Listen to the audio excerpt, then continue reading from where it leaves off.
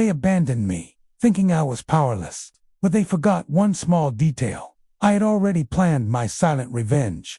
And when it unfolded, it left them empty-handed and speechless. I still remember the exact day as if it were carved into stone. The calendar read, March 14th, 2012, a Wednesday in Manchester. It was one of those gray mornings that never seemed to brighten, no matter how long you wait for the sun to peek through the clouds. My bones felt heavier than usual, but I told myself it was just age creeping in. At 73, you learn to accept aches as part of the routine.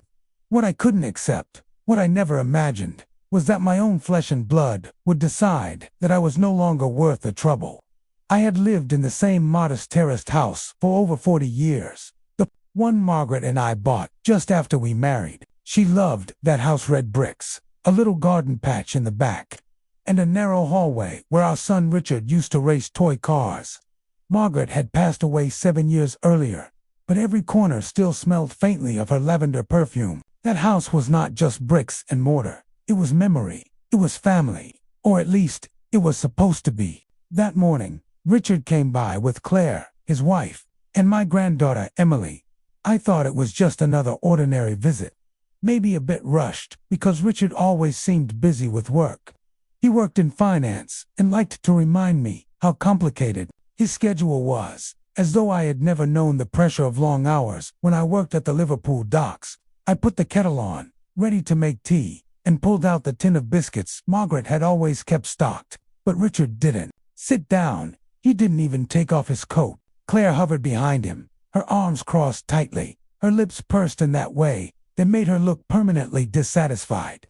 Emily was scrolling on her phone, thumbs tapping away, as though I weren't even there. That was the moment I felt something sink in my chest. Visits used to mean laughter, the smell of tea, and stories around the kitchen table.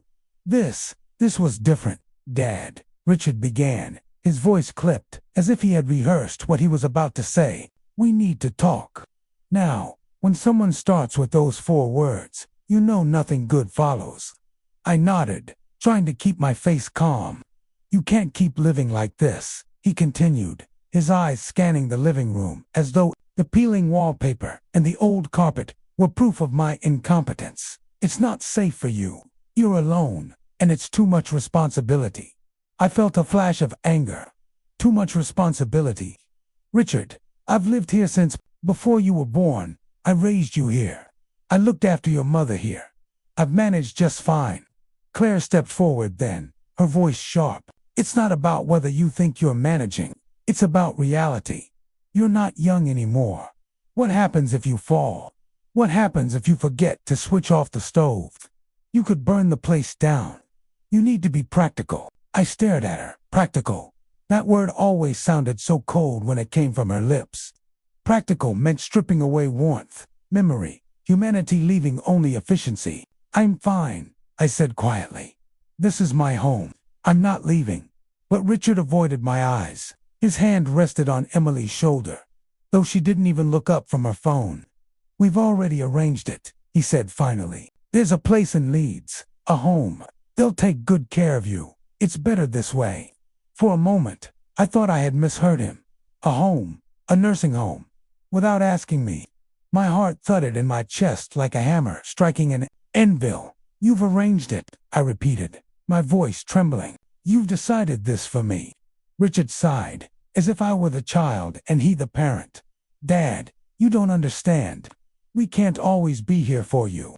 We have our own lives, our own responsibilities. Emily's in university soon. Claire's got enough on her plate. You'll be better off surrounded by people your own age, professionals who know how to deal with, well, with everything. With everything. That phrase cut me deeper than he could imagine. To him, I was no longer his father, no longer the man who had worked double shifts to pay for his education, no longer the one who stayed awake all night when he was sick as a boy. To him, I was a burden, a collection of problems to be outsourced. I don't want this, I whispered. But they had already made up their minds. Claire checked her watch impatiently, and Richard gave me a look that mixed pity and irritation. It's for the best, he said. You'll see. And then, Just like that, they left. No tea, no biscuits, no laughter. They walked out the same door Margaret used to stand by, waiting for me to come home from work, her arms open wide. Now it closed with a hollow thud that seemed to echo in every room. I sat in silence for a long time after they were gone. The kettle whistled on the stove until the water boiled away. The biscuits remained unopened on the table. And I, a man who had given everything for his family, sat there abandoned in the home that was once filled with love. It felt as though the walls themselves were grieving with me. The photographs on the mantel, Richard in his school uniform, Margaret in her wedding dress, Emily as a baby, seemed to stare down in judgment. Had I failed them somehow? Had I been too stern, too quiet, too old? But as the hours passed and the silence deepened, something inside me shifted. It was not an explosion of rage, not tears of despair, but something colder, steadier. A seed of resolve planted itself in my heart. They thought I was weak, helpless, a man to be stored away like an old coat no longer in use. They believed they had stripped me of dignity, of choice. They were wrong. That day, the day they walked away, was the day I began to understand that silence could be more powerful than words, that patience could be sharper than any blade. I did not shout after them. I did not beg them to reconsider. I simply sat, listening to the empty house breathe, and decided that if they had abandoned me, then I would no longer spend my remaining years giving them everything. I had something they did not know, something Margaret had always told me to hold on to, and in that moment, I knew what I must do. But that is another part of the story. After Richard and his family left that day, I sat alone in my chair, staring at the photographs on the mantelpiece. Each frame seemed to speak back to me, whispering stories of the life I had lived and, more importantly, the things I had given up along the way. It's funny, isn't it? You don't realize the weight of your sacrifices until those you made them for turn their backs on you. That's when the ghosts come walking in, each one carrying a memory, reminding you of all the pieces of yourself you laid down for others. I thought first of my younger years, back when my hands were strong, and my back hadn't yet curved under the years of labor. I started working at the Liverpool docks when I was just 17. My father had been a dock worker too, and though he warned me it was a hard life, I was proud to follow in his footsteps. The smell of salt and iron, the groan of ships, the clang of chains, those sounds became the rhythm of my youth. I worked shifts that stretched from dawn until the last bit of daylight slipped away. There was no glamour in it, no prestige. But there was dignity. Every crate I hauled, every rope I tied, was a promise that one day my family would have something better. When Margaret and I married, I swore she would never have to worry about the roof over our heads or food on the table. That vow became the compass of my entire life. And yet, in choosing that path, I gave up other things, dreams I hardly admitted even to myself. I once thought of becoming a teacher. I loved books, though I rarely had the time for them. I used to imagine standing in front of a classroom, chalk in hand, opening young minds to the beauty of words and history. But dreams are fragile things when survival presses on your shoulders. The docks paid the bills, and teaching was a fantasy we couldn't afford. Still, I never resented it. How could I? Every choice I made was for Richard. I remember the first time I held him in my arms. He was so small, wrapped in a blue blanket Margaret had knitted herself. His tiny hand gripped my finger with surprising strength, and in that moment, I felt as though my entire life had found its purpose. From then on, every overtime shift, every callus on my hands, every coin I tucked away was all for him. I missed birthdays. I missed Christmas mornings. I even missed Margaret's 50th birthday dinner because I was called in to unload a late shipment. I told myself it was worth it. Richard would go to a good school. He wouldn't have to sweat and bend his back as I did. He would be free to choose his path, to follow his dreams. And he did finance, university, a career in offices I couldn't even picture. He never had to carry ropes or crates. He wore suits instead of overalls. That was my gift to him. But gifts come with a price. My body bore the cost of those years. The doctors told me by the time I was 60 that my knees were worn down, that the arthritis creeping into my hands was the toll of a life spent carrying weight. They asked if I regretted it. I always said no. What's a bit of pain if it means your son has a future? That was the logic that kept me going. Margaret, she carried her own sacrifices. She wanted to travel. She often spoke of visiting Ireland, where her grandparents were from. She wanted to stand on the cliffs of Mahor, to smell the wild Atlantic air. But the truth is, we never left England. We never had the money. Not once Richard was born. Every spare penny went into his education, his books, his school uniforms, and later his tuition fees. She would smile and say, "Someday, Elaine, someday, when things settle, we'll go." But things never settled. By the time we might have afforded it, her health had begun to fail. The dream remained a dream. Sometimes I wonder if Richard even knows how much we gave up for him. Does he remember the second-hand clothes Margaret mended so carefully, just so he wouldn't feel embarrassed at school? Does he know how many nights she stayed awake, sewing, cooking, stretching every bit of money to cover his needs? Or how many hours I spent bent double on the docks, fighting exhaustion just to bring home a few extra pounds? I don't think he does. Children rarely see the full picture of their parents' sacrifices. And perhaps they shouldn't. Perhaps that's part of the deal. You give everything so they don't have to think about it. But when that child grows into a man who decides you are too inconvenient to keep around, that's when the bitterness seeps in. Because suddenly, all those sacrifices feel invisible, erased as if they never happened. The silence of my house that night was filled with memories. I saw Richard's first steps across the faded carpet, Margaret clapping her hands in delight. I remembered the smell of roast beef on Sundays, the way we all crowded around the small dining table, laughing about nothing in particular. I remembered saving for months to buy Richard his first bicycle, and the way he rode it down the street, shouting with joy. Every sacrifice had led to those moments, and yet those same moments seemed to vanish when he stood in my living room and told me I needed to be placed in a home. How quickly love can turn into obligation. How easily memories can be pushed aside when they become inconvenient. That night, I pulled open the drawer of Margaret's old writing desk. Inside was her notebook, the one she used to jot down shopping lists and reminders. Tucked in the back was a note she had written to me years before she passed. Her handwriting was delicate but steady. "Elaine, you always give everything to everyone else. Promise me you'll keep something for yourself. Don't let them take it all. You deserve to have a piece of your own." Reading those words again brought tears to my eyes. I realized then that she had seen the truth long before I did. She knew that sacrifices, though noble, could leave a man hollow if no one ever recognized them. And she had given me permission, no, a command, to keep something for myself. I had, quietly, secretly. Richard never knew about the savings I had tucked away, bit by bit, over the years. He believed I had nothing, that I had spent every coin on him. In some ways, that was true. But Marguerite's voice had guided me.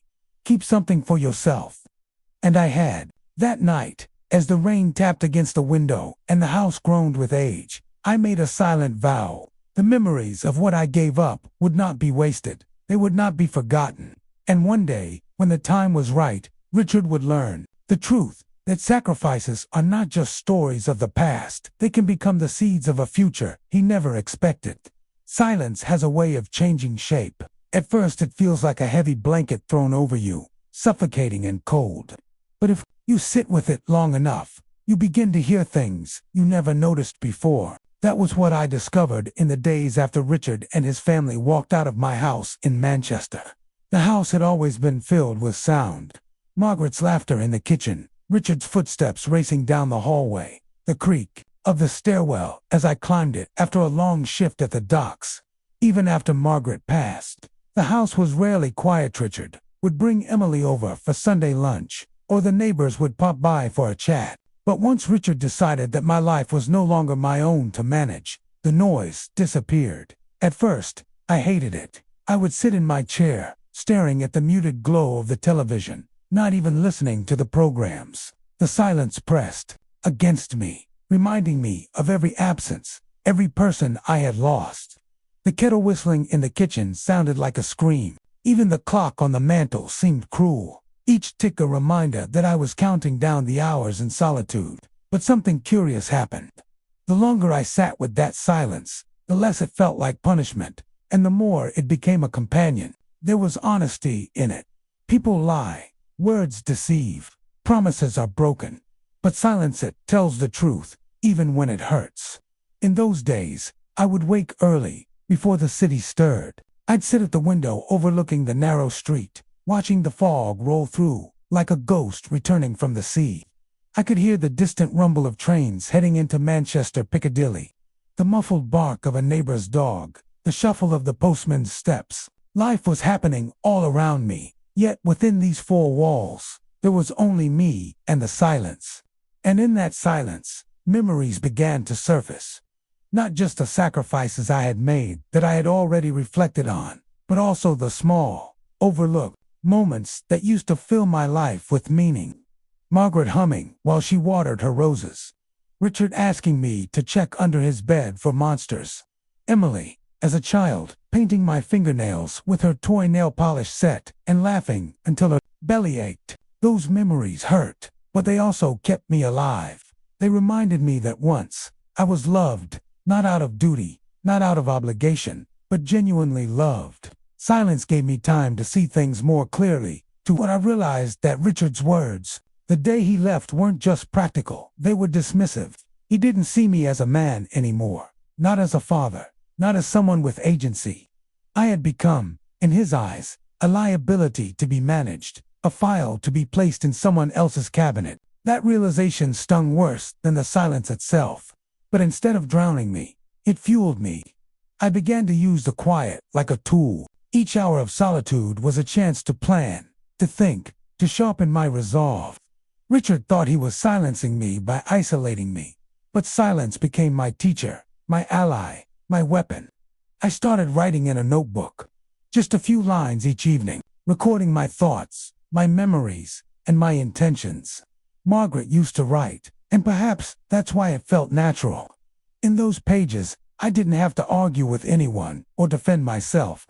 I simply told the truth, my truth. Some nights I wrote about the past, my first day at the docks, the way Margaret looked on our wedding day, the pride I felt watching Richard graduate. Other nights I wrote about the future, what I wanted to do with the savings Richard didn't know about, where I wanted my story to end, and how I wanted my silence to speak louder than any words I could utter to him. It was during one of those quiet evenings, with only the sound of rain pattering against the window, that I had a revelation.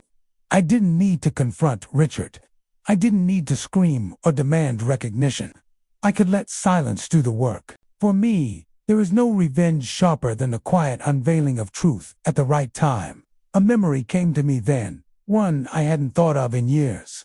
Margaret and I had once attended a funeral for a neighbor. The man had lived a modest life, and everyone assumed he had nothing to his name. But when his will was read, it revealed donations to charities, gifts to friends, and letters he had written long ago, expressing gratitude and love. People were stunned. His silence in life had transformed into a voice after death. That memory planted a seed in me. The next morning, I walked into town, the chill of early spring biting at my cheeks. I went to the solicitor's office, the same one Margaret and I had used years ago. The secretary, a kind woman with glasses perched on her nose, looked surprised to see me. I sat in the solicitor's office for over an hour, rewriting my will. I didn't tell Richard. I didn't tell anyone. I walked back home with a quiet satisfaction blooming in my chest. The silence of my home no longer felt empty. It felt full of purpose. Every creak of the floorboards, every tick of the clock, reminded me that I was still here, still capable, still planning. Richard thought he had silenced me by removing his presence from my life. But in reality, he had freed me to think, to prepare, to let the stillness shape my revenge. That revenge, of course, wasn't born of malice.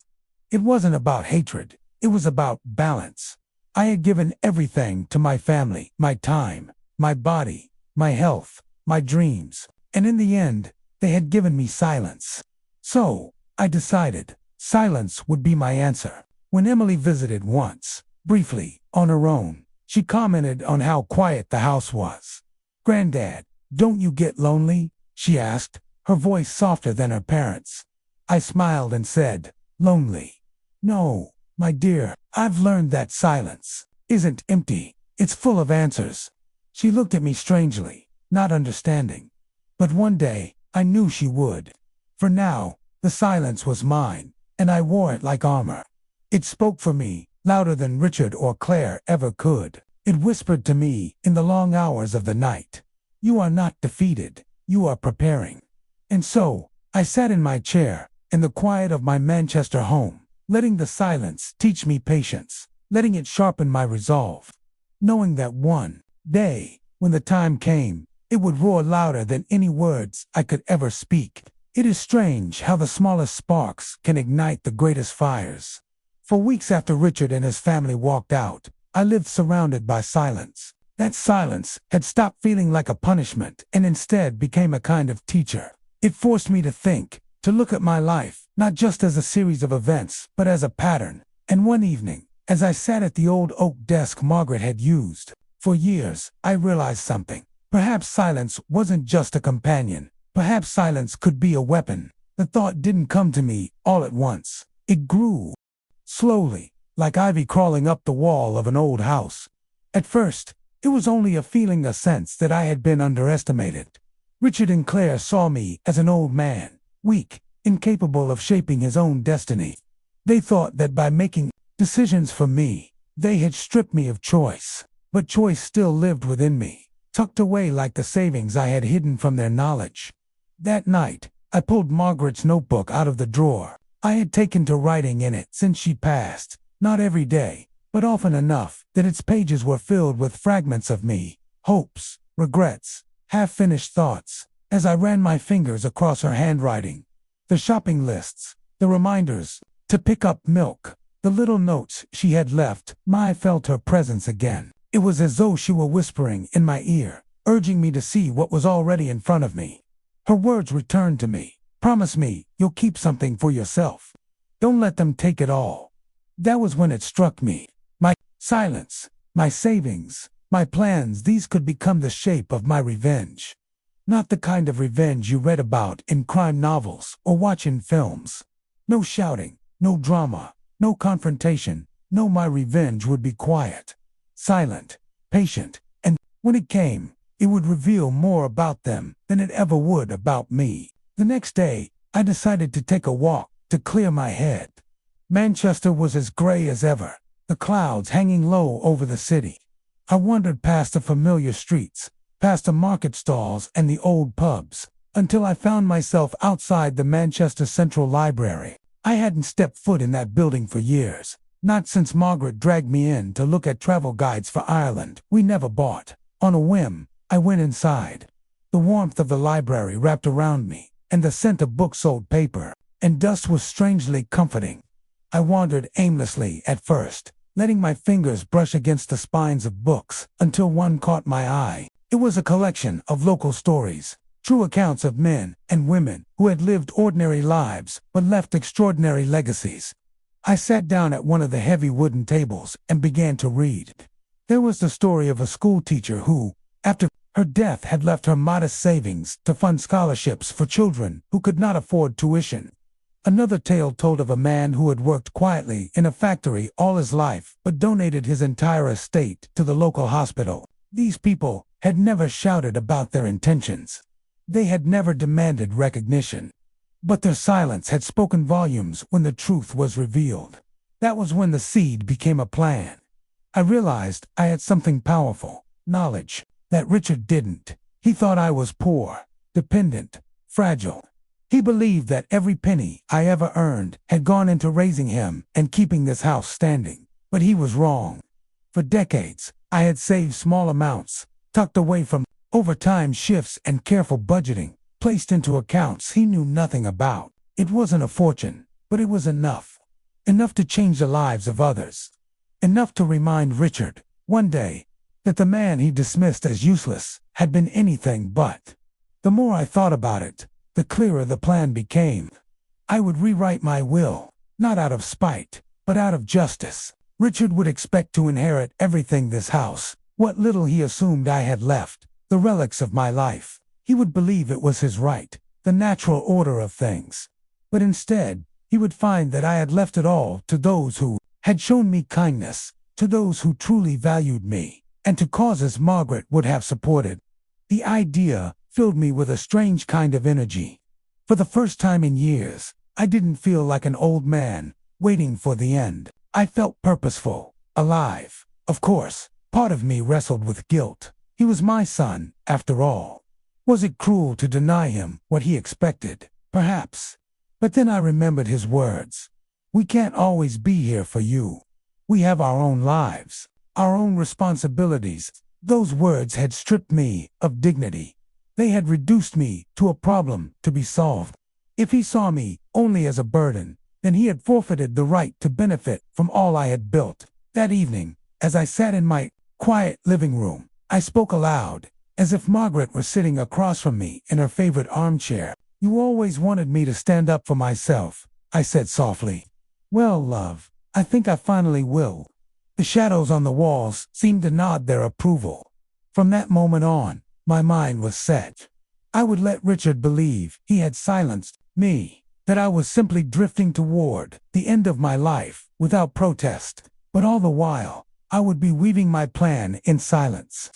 And when the day came, when he least expected it, the truth would be revealed, not through my words, but through my actions. I went to bed that night with a calm I hadn't felt in years. As I lay there, listening to the wind rattle the window panes, I smiled. Revenge had been born not out of anger, but out of silence, patience, and love for Margaret, for myself, and even, in some twisted way, for Richard.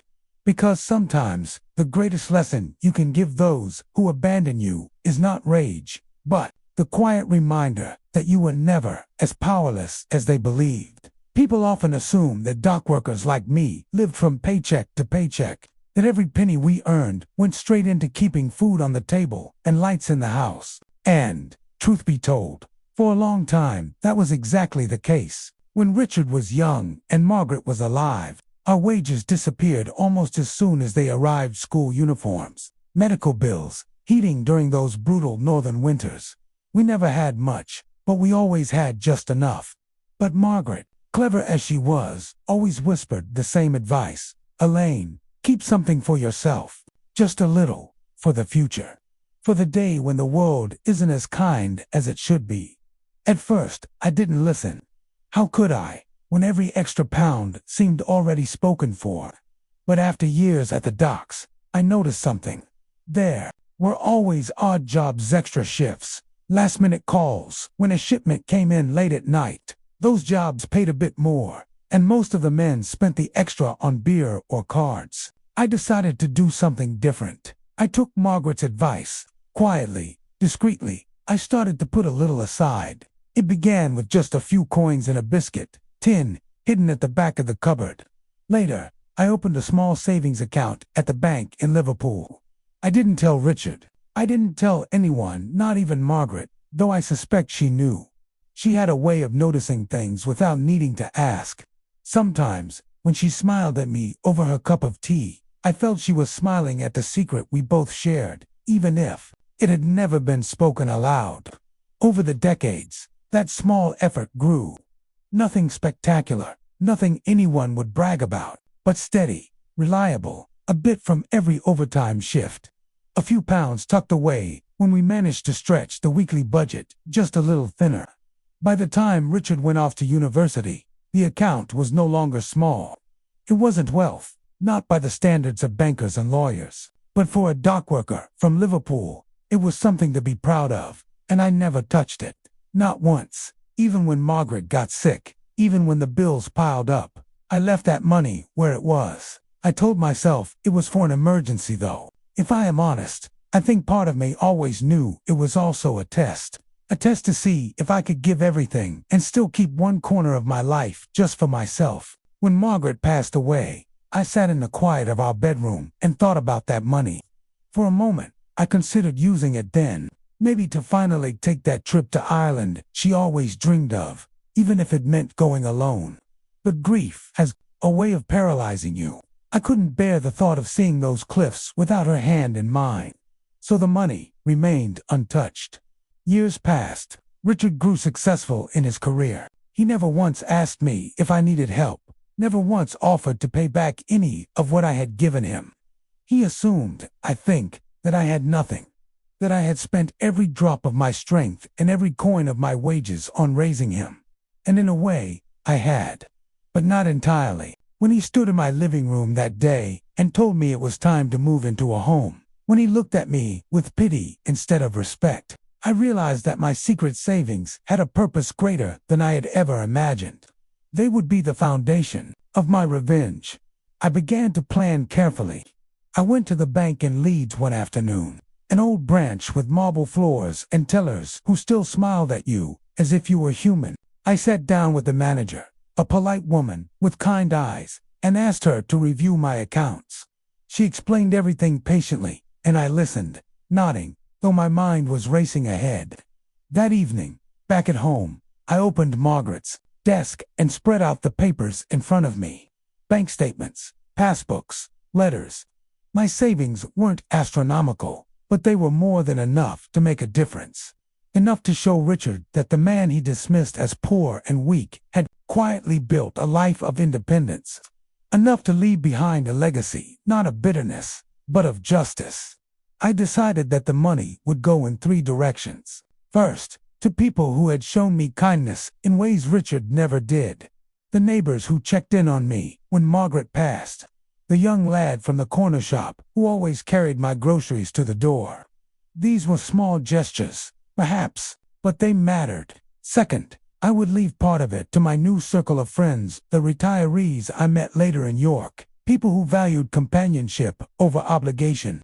And third, and most importantly, I would donate a large portion to a children's hospital in London, in Margaret's name. She had always loved children, and though she never got the chance to see Emily grow into the woman she became, she would have wanted her memory tied to helping others. The idea filled me with something I hadn't felt in years. Power. Not the power of youth, not the strength of muscles honed at the docks, but a quieter power. The power of choice. The power of control. Richard thought he had stripped that away from me. He thought I was helpless, voiceless, dependent. But I wasn't. I had been preparing for this moment my entire life, without even realizing it. In the weeks that followed, I lived my days much the same as before. I brewed my tea in the mornings, walked to the shops when the weather allowed, sat in my chair in the evenings with the radio humming softly in the background. But beneath that ordinary surface, I was working, making calls, signing papers, writing letters, crafting a legacy that would outlast Richard's disappointment and Claire's disapproval. Every time I thought of Richard's words, "We can't always be here for you," I felt a calm satisfaction. He was right. They weren't here for me. But they didn't need to be. I had been here for myself all along. And when the day came, he would learn just how much I had kept hidden, how much strength I still had, even in silence. The secret savings weren't just money. They were proof.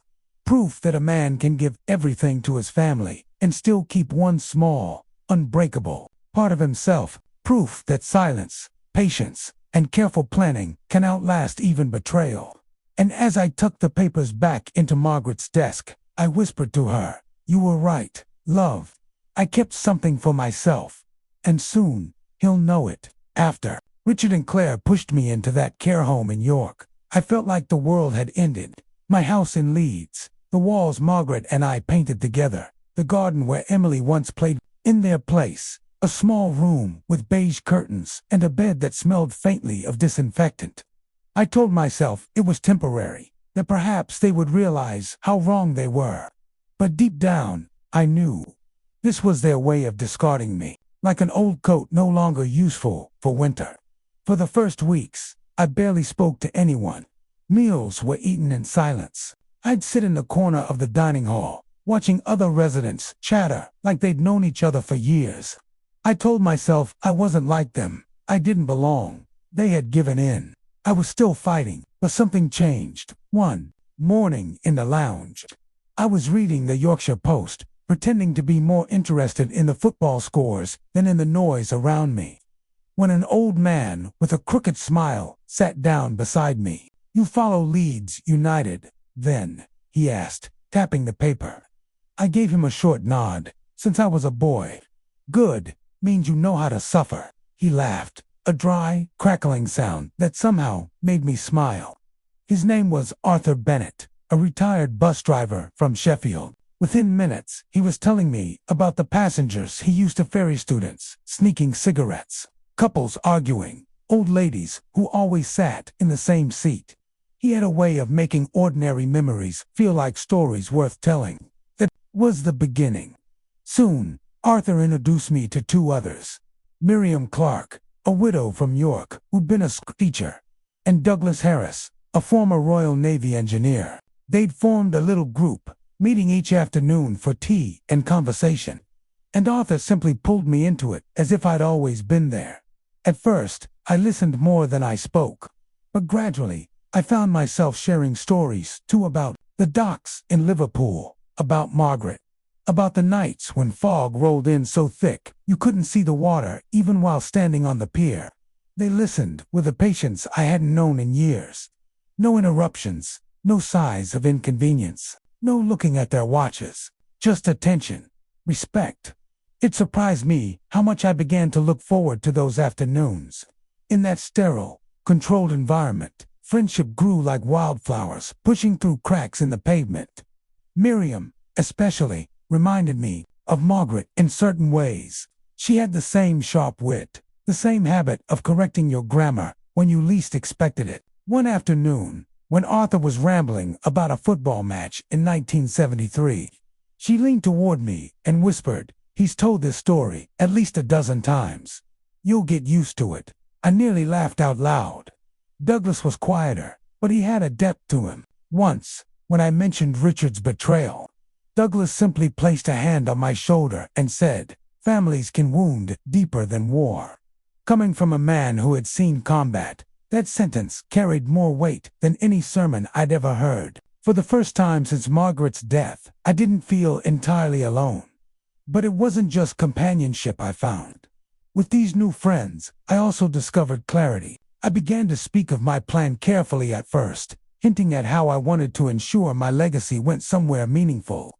Arthur leaned forward, with eyes shining. "You've got something saved, don't you?" I hesitated, then nodded. "Enough to make a difference. I don't want it going to Richard after what he's done." Arthur slapped his knee. "Good man. About time someone taught the young that the old aren't fools." Miriam, ever practical, said, "You'll need proper advice, solicitors, witnesses, everything in writing, airtight. Don't give him a chance to twist it." Douglas, who rarely spoke at length, murmured, "Make sure it honors Margaret. That's what will give you peace." Their words struck me. They weren't just friends now. They had become my counsel, my allies. The more we spoke, the clearer the plan became. I began to draft letters, to make appointments, to think not of despair, but of justice. Life in that care home changed in subtle ways. Where once I saw only beige walls, now I saw opportunities. Where once I felt discarded, now I felt reborn. I wasn't the man they had abandoned. I was the man quietly preparing his final act. One afternoon, we sat in the garden outside, the sun setting over York Minster's distant spires, and Arthur raised his cup of tea.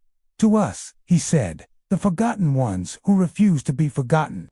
We all clinked our cups together, and I felt a swell of pride. Forgotten, perhaps by Richard and Claire, but not by the people who mattered. Not by those who chose to see me, not for what I lacked, but for what I still carried within me. And as I returned to my room that evening, I realized something else. My revenge wasn't just about teaching Richard a lesson. It was also about showing myself that even in old age, even after loss and betrayal, life could surprise me. That bonds could still be formed, laughter could still be shared, trust could still be earned, in the unlikeliest of places, surrounded by strangers who became family. I had found the strength to finish what I had started. The care home was supposed to be my cage. Instead, it became my workshop, my fortress, the place where silence turned into strategy and loneliness into loyalty. They thought they had buried me there, but in truth, it was there that I began to rise. The idea came to me late one night. I was sitting at the small desk in my room at the care home, the lamp casting a yellow glow on the paper in front of me. My hand shook not from age, though that played its part, but from the weight of what I was about to do.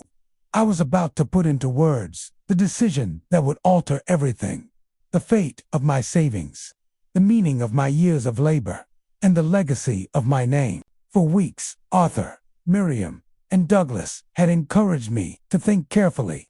Make it clear, make it final, Miriam said more than once. A letter can be burned, but a will, that's iron. Still, before anything legal could happen, I needed words, a declaration, something that would say, once and for all, that I would not be used. So I began, to whomever it may concern, I, Elaine Walker, being of sound mind, do hereby declare my intentions regarding my estate and the people who have shaped my final years. This is not merely about money, but about dignity, respect, and truth. At first, the words spilled slowly, but soon they came in waves, as though Margaret herself was guiding my pen. I wrote about my life, the years spent on the docks, the sacrifices made for Richard, the way I'd stood by him even when he faltered. And then I wrote about the betrayal, how he and Claire had taken my trust and twisted it into convenience, discarding me like yesterday's paper. But I didn't stop at bitterness. I wrote about Arthur, who reminded me that laughter could still be found even when one felt forgotten. About Miriam, whose sharp tongue was a shield of wisdom.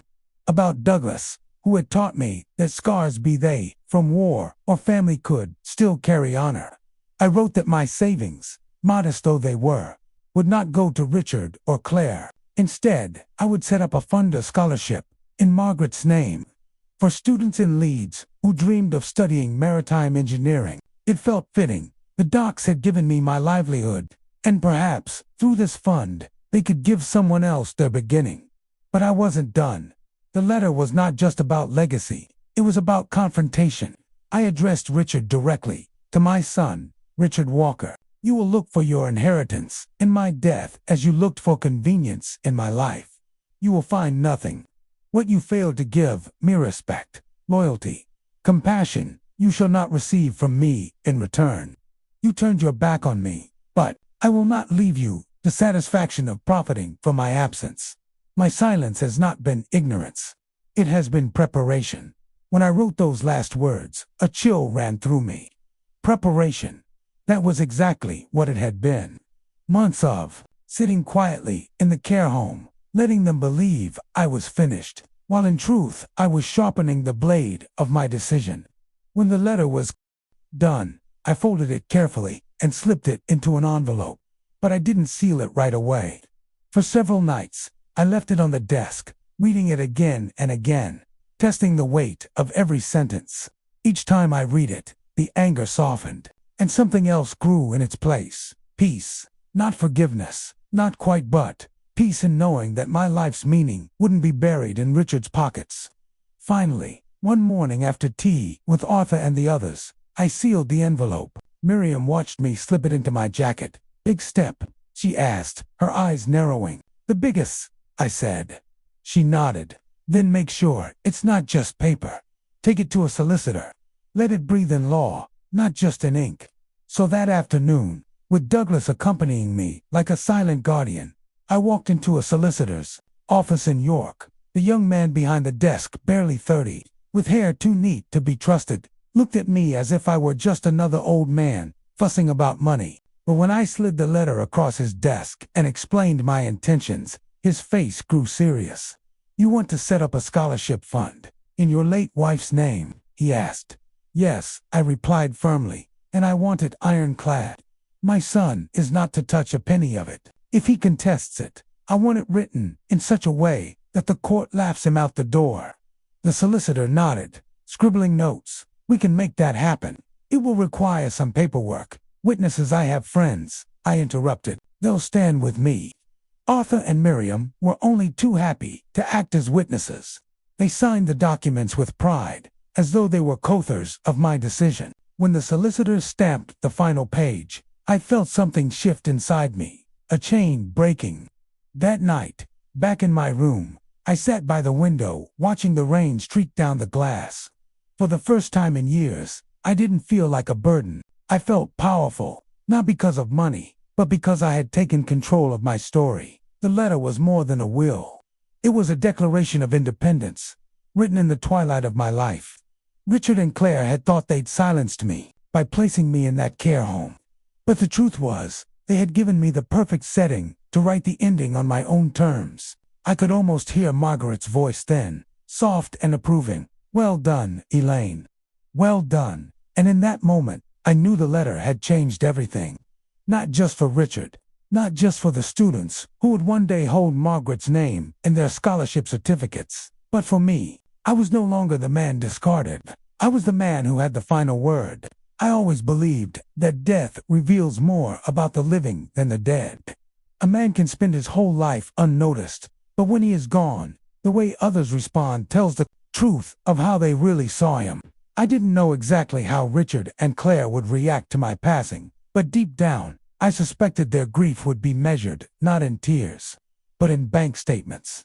I was right. When the day came, it was quiet. I had grown weaker in the final weeks, my body betraying me in small, stubborn ways. The shaking of my hands, the shortness of my breath, the ache that lingered even in stillness. Yet, I did not fear it. I had made my preparations. The letter, the will, the scholarship pit was all in place. My silent revenge was already breathing, ready to live long after I was gone. Arthur was by my side that last morning. He held my hand, the way men of our generation rarely did, and told me not to be afraid. Miriam sat in the chair by the window, her sharp eyes softened for once. Douglas stood quietly near the door, as though guarding me from something unseen. I smiled at them all, whispering my thanks, and then I drifted, slowly, into the kind of sleep that does not end. What followed, I cannot describe from within, only from what I was told later by those who cared. The care home arranged a simple service I had requested. Nothing grand, just a modest gathering in Leeds. Margaret's favorite hymn was played, and for a moment, I imagined her voice rising above the rest. My friends from the home came, staff members came, even a few old neighbors from our street. But Richard and Claire, they came. Yes, but not for me. I had left instructions for the solicitor to deliver my will immediately after the service. Richard, I'm told, arrived with his usual hurried air, as though he were already late for something more important. Claire, ever calculating, sat stiffly, her lips pressed tight. They looked uncomfortable, not because of grief, but because of the stairs. Everyone there could see the distance between us, the way a son should grieve for his father but did not. When the solicitor stood and began to read, the silence in the room grew heavy. He read my words slowly, clearly, each sentence a stone thrown into the still water of that hall. Richard shifted uncomfortably when my voice captured in ink addressed him directly. You will look for your inheritance in my death as you looked for convenience in my life. You will find nothing. Those in the room later said the color drained from his face. Claire's jaw tightened, and her hand gripped his arm as though to keep him seated. They endured the words as though each one were a lash about my disappointment, my awareness of their betrayal, my decision to place every penny into a scholarship fund in Margaret's name. There was no shouting, no dramatic collapse, just silence. That, I think, was worse for them. Silence reveals shame more clearly than noise ever could. After the reading, Miriam told me later, Richard stormed out, muttering under his breath about nonsense and being robbed. Claire followed quickly, her heels clicking like hammers against the floor. They left without speaking to anyone, without laying a flower, without a backward glance at the coffin that carried their father. But others stayed. They stayed and spoke kindly of me. They spoke of Margaret, of her laugh, of the way we had once danced in the square on a summer's night. They spoke of my years at the docks, of my stubbornness, of my loyalty. And when the hymn played again, they sang not for Richard's benefit, not for Claire's approval, but for me, for Elaine Walker, the man they knew, not the one forgotten by his son. And then the scholarship fund was announced. Within weeks, news spread across Leeds, a maritime scholarship in the name of Margaret Walker, funded by the savings of an old dock worker who wanted the future to shine brighter for young engineers. Letters began to arrive at the solicitor's office, from students, from parents, from teachers. They wrote about dreams, about ambition, about the chance this fund would give them. My friends read some of those letters aloud at the care home. Arthur's voice cracked as he read the words of a young woman who wanted to design ships for the Royal Navy.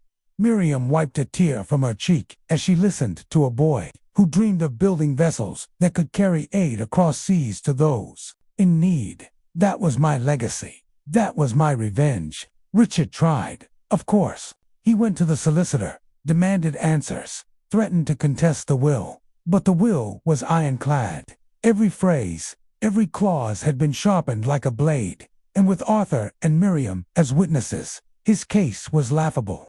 The solicitor told him plainly, "Your father made his wishes clear. There is nothing for you here." He left the office enraged, his pride wounded more than his pockets. But that was the point. Money fades, pride festers.